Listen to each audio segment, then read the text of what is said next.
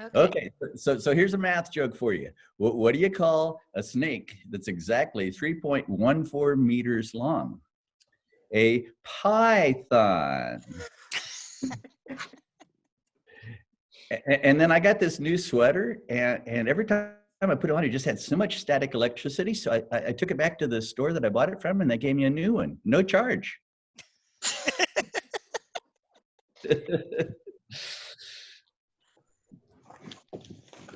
In honor of Teacher Appreciation Week, we want to share with you some teachers that inspired us to jump into the teaching profession.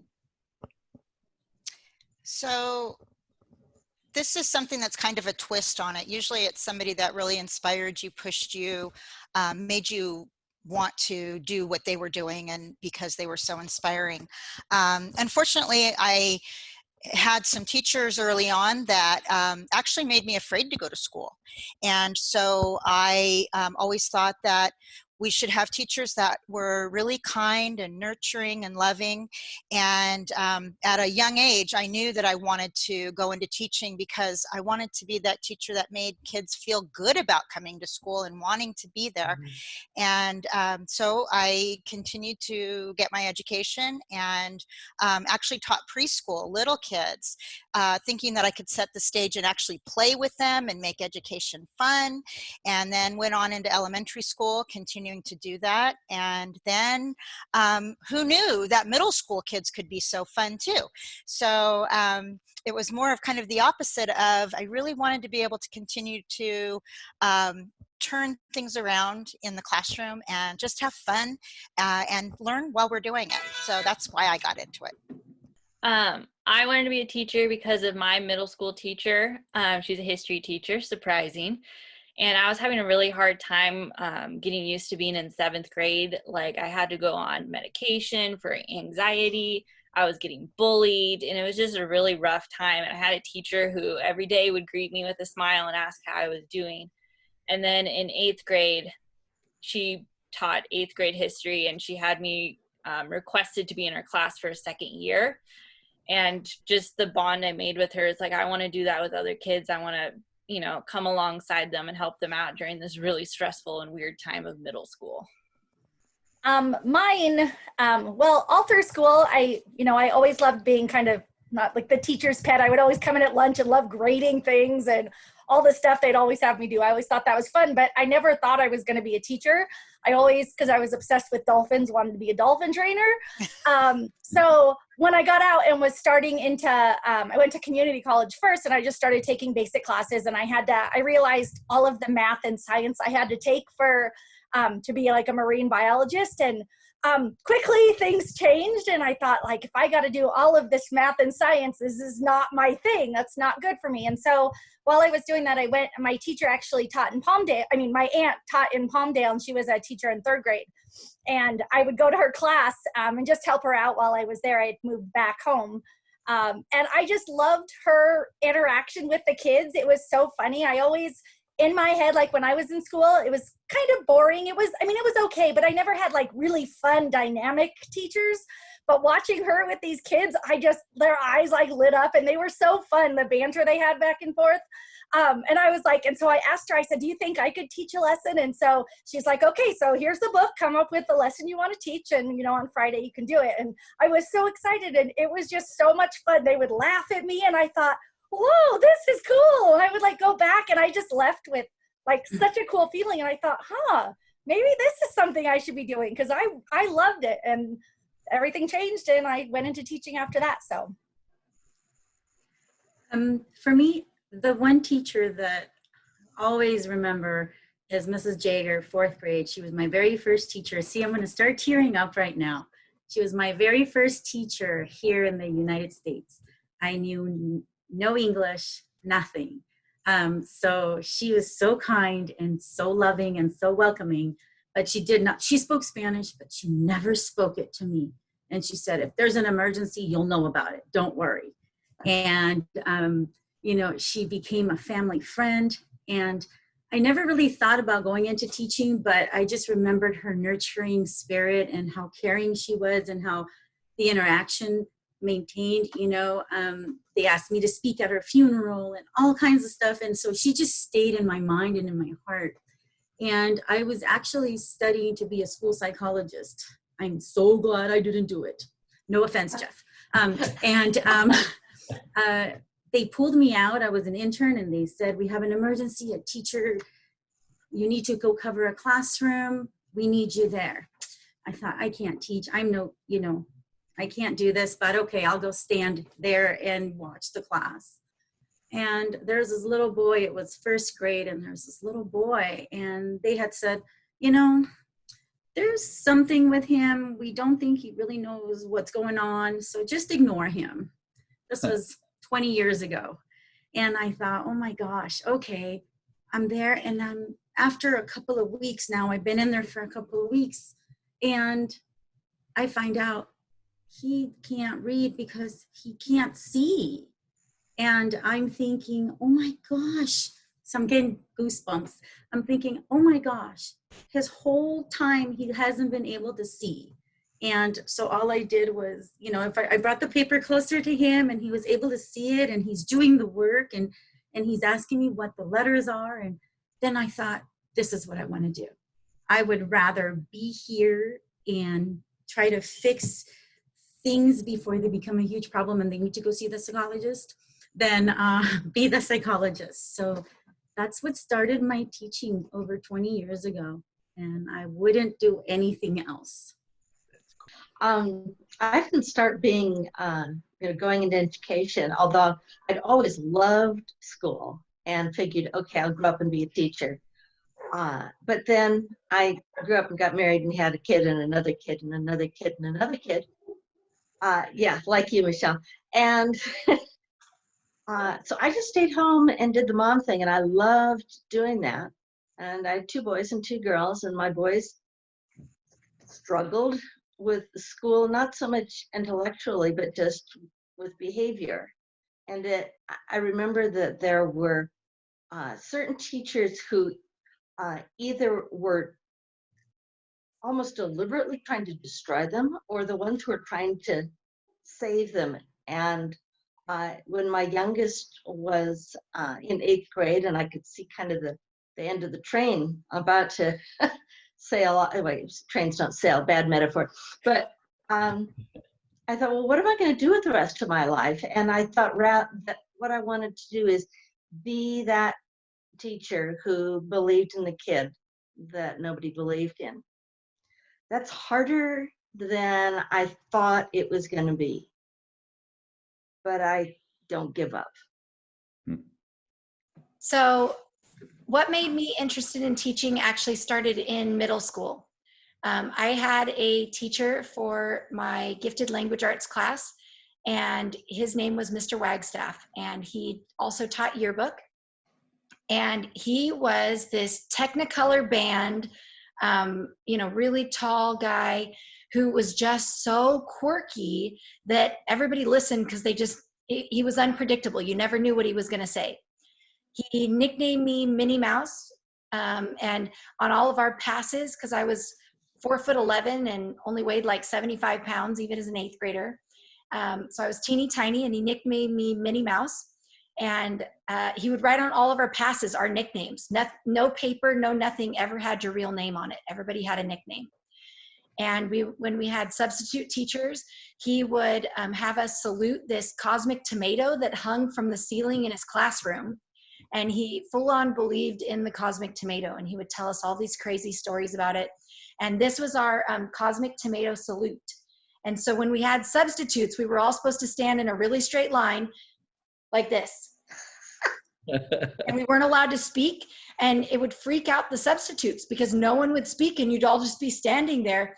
And I now find out that guy was a genius. We were phenomenal for substitutes because we never said a word, and we were so busy acting so strange that we forgot that there was a sub in the room and we were supposed to be, doing other things. So he was way outside of the box, and he challenged us to think beyond anything.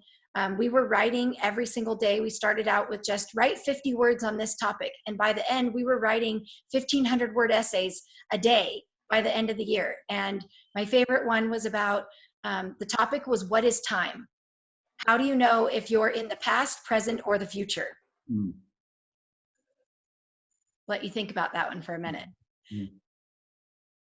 Just blown away. And so his version, gifted education had always been do more and do extra. And he didn't believe in that. He didn't believe in piling on the work. He thought that we should think deeply as gifted students. And so it really set me off on my path to kind of teach towards the gifted education field and really challenge things to be deeper thinking, not pile on the work. And so I love those experiences and love the freedom to really think and think deeply. So, and I wanted to take that into my classroom and give that same opportunity to all the students that I have had. Well, why did I go into teaching? And well, I have to tell you, it came I did the 20s thing. I went and traveled far and fast in thought and in action. Hey, and I found myself looking at 30 and wondering, hey, yeah, nothing's really working out here. So what is it I'm going to do? And this quote came popping back into my head from Mrs. Calger. Now, Mrs. Calger was a math teacher at AV College, and she was a friend's mother. And about 2 weeks before I graduated high school, she took me aside and said to me, "Don't you ever forget you're good at math." And it was a combination of that and just general life experiences that put me in a math path for teaching.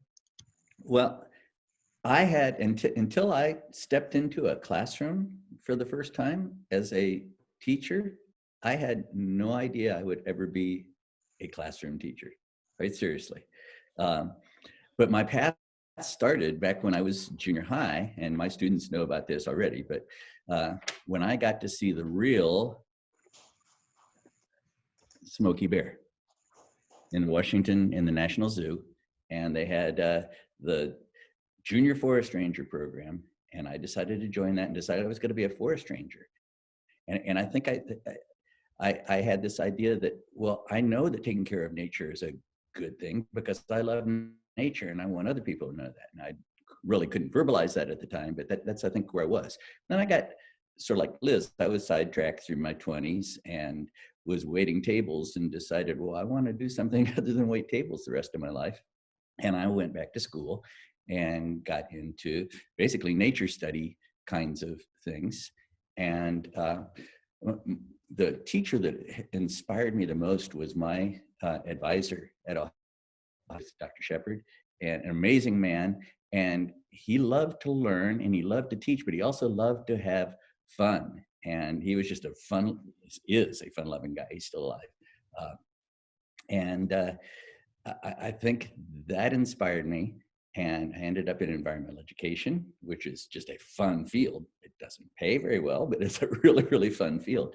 And then ended up working for Acton-Agua Unified School District as a teacher in independent study program. And then a year later, a classroom position opened up, and Mrs. Levering, who was the principal, the founding principal of this school, said, "Mr. Speelman, would you like to teach in a classroom?" And I was like, I don't know, I guess I'll try it. And ended up loving it. So that's a short version of my long journey to get here. Okay, and so as this is our time to share about our favorite teacher, I actually do have a favorite teacher. And so. Oh, you guys. This was a surprise. Oh my.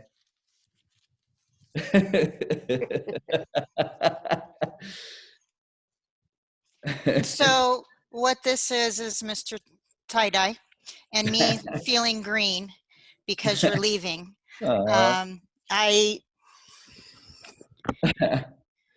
am going to miss so much, Larry, about you that,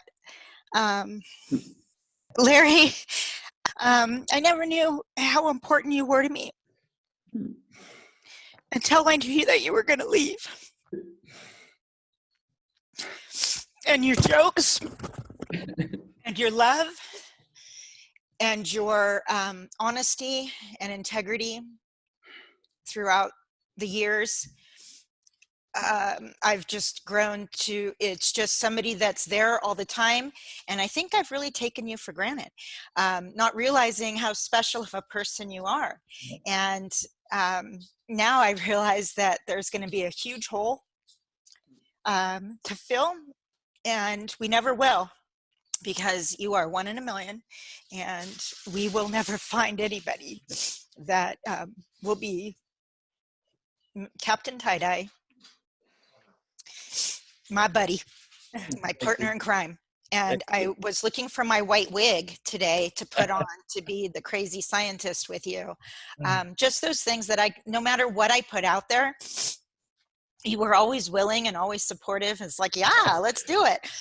But William wanted me to send his very best to you and tell you thank you for your wonderful encouragement, and for always just being such a wonderful inspiration to all the kids, and just a chill person to go in and hang out with. So he's graduating this year. And so just wanted to make sure he knew we were on here honoring you, and said, please tell Mr. Speelman, thank you. Yeah, I'm going to miss all those colors in the sink, staining everything. God. So I said that years from now, somebody will say, teacher, what's all of this different colored stains all over the sidewalk and the lab floor? Let me tell you about Captain Tie-Dye. Mm-hmm. It's going to be really lonely and really boring without you. But thank you so much for the memories, and thank you for the laughs and the jokes. Love you. Thank you. You're welcome. Love you too. Love you guys all. I want to hug you, and I can't. So I'll take it back to favorite memory. Is when we went on our hiking trip with everyone. And as soon as we got there, the whole group wasn't there yet. But Kayla and I got out of the car, and there's the other couple thought you and Heidi were our parents.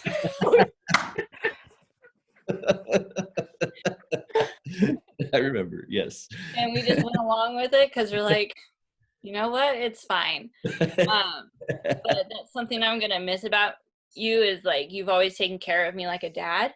Oh, and always been there for me and stuff like that. And especially it was my first year and you were there. Oh, thank you. Especially with your dad jokes. For me, you are someone that, like Marilyn was saying, that like it's going to be like this huge deficit, because you were someone who always could put a smile on my face no matter how bad of a day I was having.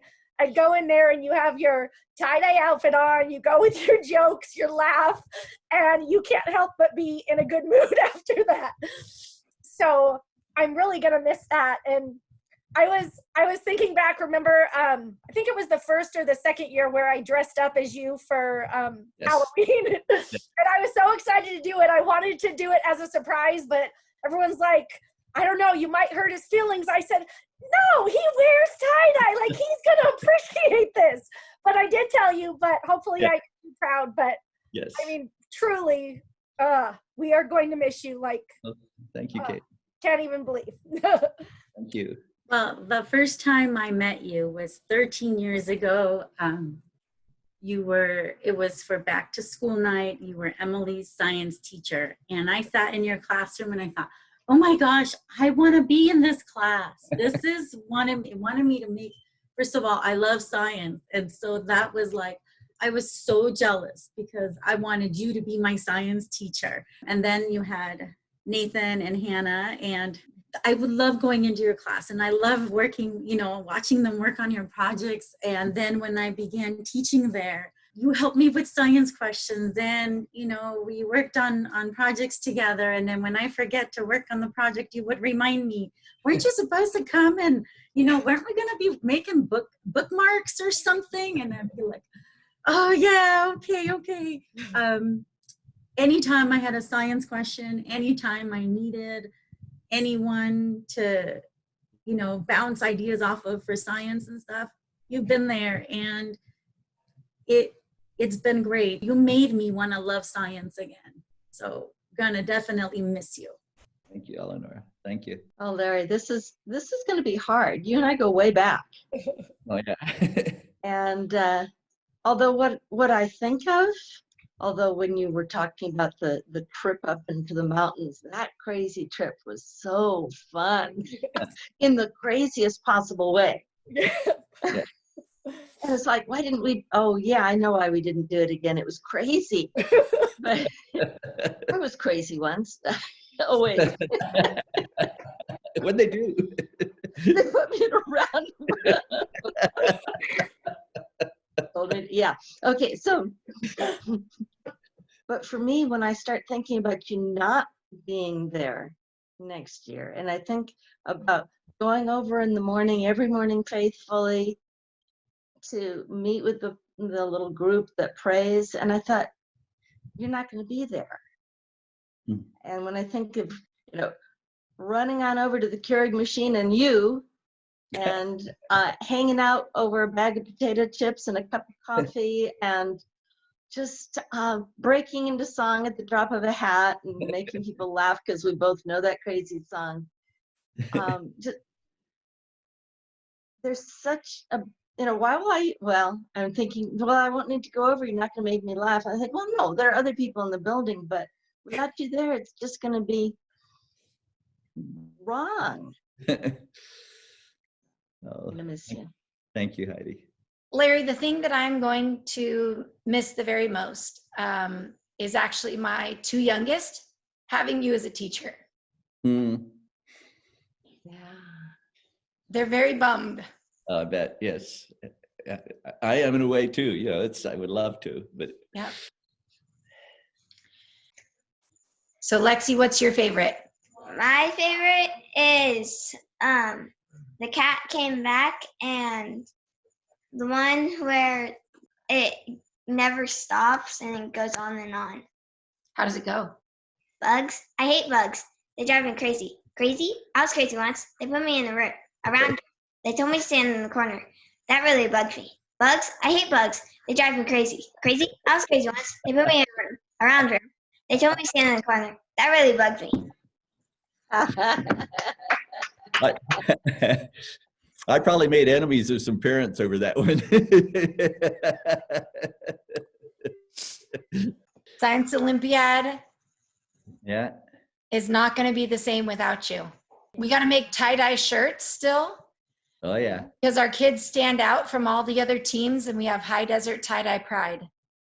But I loved that I could always give you any idea and you made it big. You were 100% in. If there was a fundraiser, you were all in to get your kids to donate. And if there was an event, you went all out in costume. Usually somehow related to tie-dye. You found a way to make every costume related to tie-dye.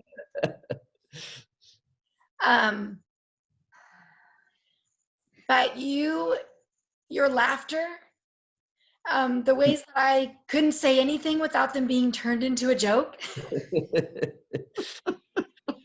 Every time I had to talk about pie, and you would tell a pie joke because you know way more of them than I do, even though pie is my favorite number.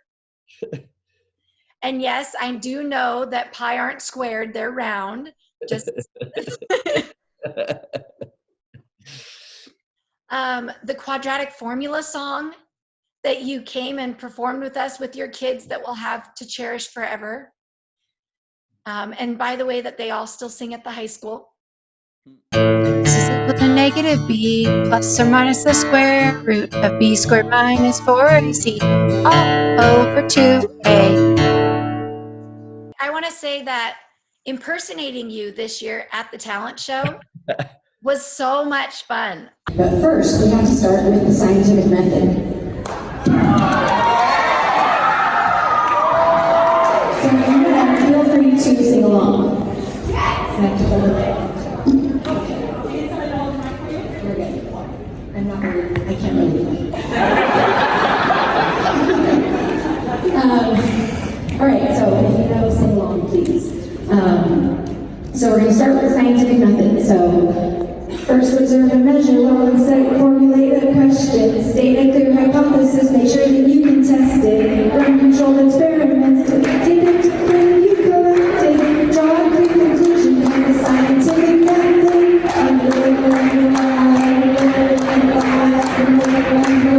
I will never forget that. Job.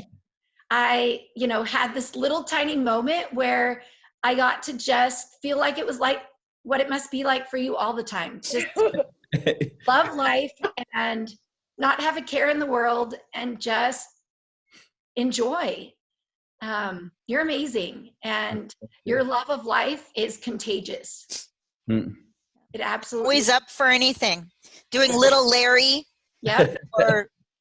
or students and you falling out of your chair. That's like the best thing, to see you fall out of your chair and say, oh, act like a seventh grader.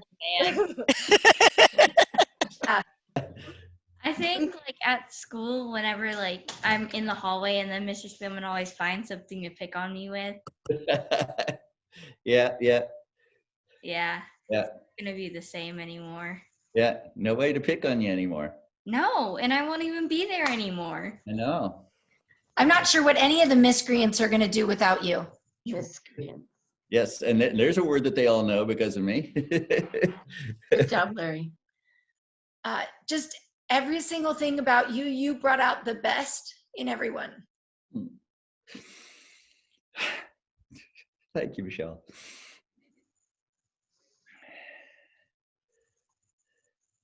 Oh, I am just thinking about a couple of things here. Larry, I think I have known you the longest out of everybody on the screen here. I think Roland might have known you a little longer than myself.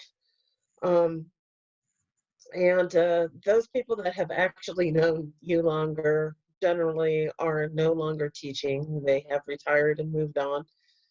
And it is fitting that you're going that way. I remember one time I was picking you and the girls up. A song comes on the radio and everybody started singing that crazy little song. Just one of those 1960s songs. Oh, we had a good time. And I'm going to miss you. And Larry, you had my boys too. And so just like what Eleanor was saying, sitting in that class, I remember the back to school night and you singing the song. And you were probably singing the Cat Came Back song, which is my least favorite song. But I will think of it in the most endearing way because it was yours and it makes me think of you. But the cat came back the very next day. The cat came back, oh, they thought he was a goner. The cat came back, he just couldn't stay away. No, no, no, no, no, no, no, no, no. I remember my first year there when we did the talent show, and we're sitting there and you started singing The Cat Came Back and everyone in the audience started singing it. And I was like, how do these people know this song? I've never heard it before. And I'm watching parents and people and I'm thinking, is this some new song that I just missed out on? I had no idea what was going on. I just remember that though. You need to be like the cat and make sure you come back. Yes, I will. I will wander through, so. I just have one thing I have to share, Larry. Your influence is not just with the kids. Plants everywhere. Yeah. So Larry, what's your plan for retirement? My main plan is to this fall to look into getting an RV. I'm already living in a trailer. get an RV about the same size, one that will pull my car, and that will become my home. I will not have a brick and mortar address anymore, mobile address, post office box, and spring, summer, either on the road or working national parks. I'd like to make money playing music somehow or another. That's one of the things behind my thoughts with starting to get this YouTube channel going. Well, we love you, Larry. I love you guys. Thank you so much. This you're blowing my mind tonight. So Larry, are you sure you don't want to just reconsider? I mean, you know, everybody makes mistakes. Yes. One more year. We need to have a normal year. Right. Sometimes people This just make really wasn't a full year. and then they realize, no, that was the wrong decision. It's not too late. Get back the stupid. They would take you That's it. back. There's no. Thank you, Thank Mr. you, Mr. Speelman. Thanks, Guys, Mr. Speelman. You're thank the best.